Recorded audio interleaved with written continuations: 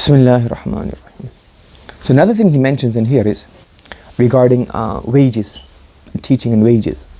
So he mentions two things. Well, there's a couple of things in here. Number one is he mentions that an alim or when you're teaching a mudarris, a teacher, should always take wages. So he's mentioned one reason in here. He says that, let's say, for example, a person is well off. He says, I don't need to take wages. I can teach fi sabilillah. So he says, and he mentions the juz'iyah from books of fiqh. And the books of fiqh said the qazi, he should always be paid. He should never work. He should never be free. Work for free. The reason being is that today, this person, this mudarris, this teacher, what can he do? His financial situation is such that he can work for free. He can work for nothing. But the person after him, what will happen now? What if he can't afford it? This is his income. What will happen to him for him now? It creates a difficult circumstance. So look at that person afterwards.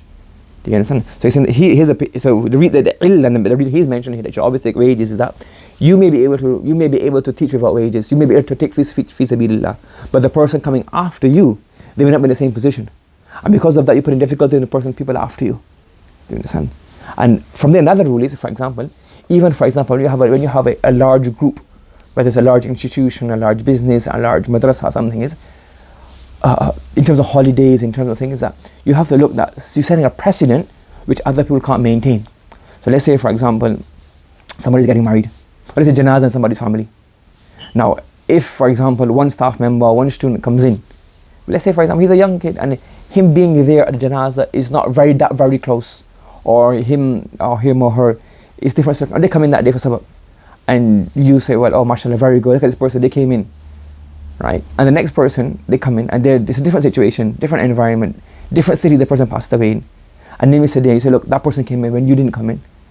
Because now what you're doing now, you're creating an environment where one person, you can't, everybody has different circumstances. Yes, somebody may be getting married, sometimes in some sometimes they're getting married in the evening, in the morning they come to teach, which is brilliant. But for you it's easy. For somebody else, it's not the same thing, they have different circumstances. If you're trying to push, many people have done this, but what I'm saying is that what you do is that if you push this and you put a threshold which is very, very hard for others to maintain, you're creating mashaqqa when those come afterwards. You get what I'm saying? It's like you haven't got a lot of family, you don't have much to do. There's other people. Let's say you're the youngest kid and nobody's coming to really see you. You're getting married, but you're not really the real main guy. Your dad, your elder brothers, your uncles, everybody, they're the main guys in the family. You're just sitting in the family doing nothing. You must have go and teach. Yeah. And that situation, you're the only person in the family, you're orphan, you got no father, and everybody who's come from other cities now, you can't say I've got to go teach and everybody's there at home.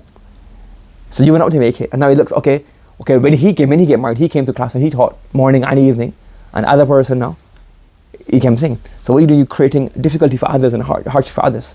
So that's why he's mentioning that. And that's why in big companies, remember Yusuf was telling us, when you have a big company, the holidays, a lot of holidays, they say you have to take the holidays. You have to take this. Why? You may not need it, but what will happen later on? The next person, they may need it, they feel it, that you could not set precedent. Do you understand? So that's one thing regarding. A second thing regarding wages is, sometimes when you don't take wages, it's like, okay, I'm doing you a favor on the madrasa. So then it's like, don't tell me if I come late. Like you have that kind of, you don't say that, but it's like, oh, I'm doing you a favor. You're not doing me a favor by giving me a job. I'm doing you a favor by teaching fi sabilillah. So then it's like, okay, if you come late, you don't attend. So what he's saying, if you really want to teach fi sabilillah, take it. So you're bound by the contract. This is what you need to do. You have to come on time, you have to leave on time. This is the contract that we all have in place. But if you want to give donation, donate it. Don't make it, don't say, oh, I'm teaching fi sabilillah and then do what? Then you have become you have the upper hand over the institute of madrasa. And if you're really fi sabilillah, take the money and give it back quietly, fi sabilillah. You understand? So that's one thing he's mentioned here. That's what Mufti Rafi Sahib used to mention that regarding the second point.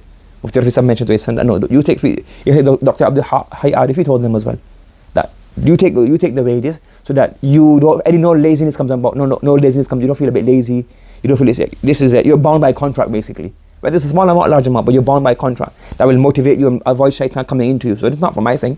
The elders will say this, that shaitan will use that as a way that slowly that you don't need it. Like, no, have a contract, have a wage, and this now you're bound by contract. Now you must teach as such.